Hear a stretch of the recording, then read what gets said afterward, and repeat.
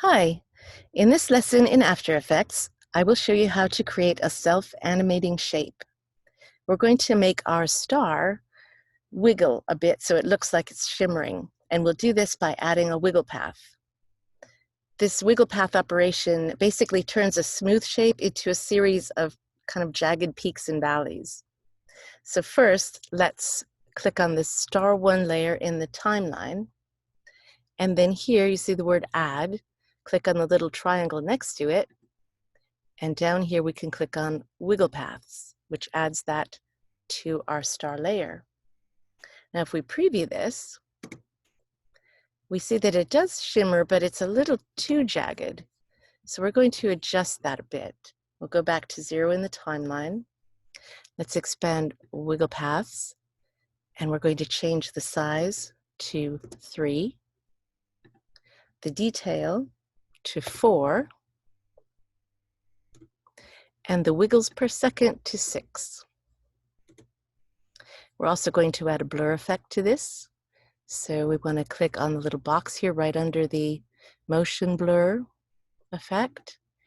And don't forget to make sure that it's enabled up here in the timeline. This is enabled because we see that it's blue.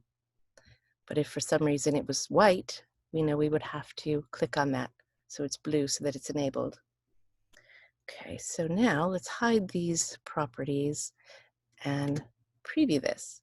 So that looks pretty good. It looks like a star shimmering in the sky. Another thing you could do if you wanted to, and by no means do we have to for this particular composition, but just to show you how it can be done, you can have the stars fade out. So we'll go to 0 in the timeline. We'll click once again on the star layer, and we'll press T to open the opacity settings.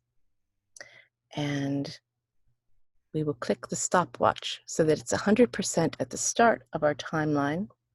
Then we'll go to maybe about 6 seconds into our 10-second timeline.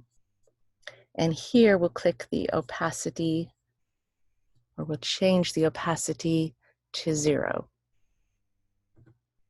So now let's hide the opacity settings properties here, and we'll preview this again. It's going to have to start over, but we see our star twinkling, and then it gradually fades away as we get to about 6 seconds in the timeline. Okay, so that's all we're going to do for this lesson. In the next lesson, I'll show you how to duplicate a shape, keeping all of its properties in place. I hope you'll join me. Thank you for watching.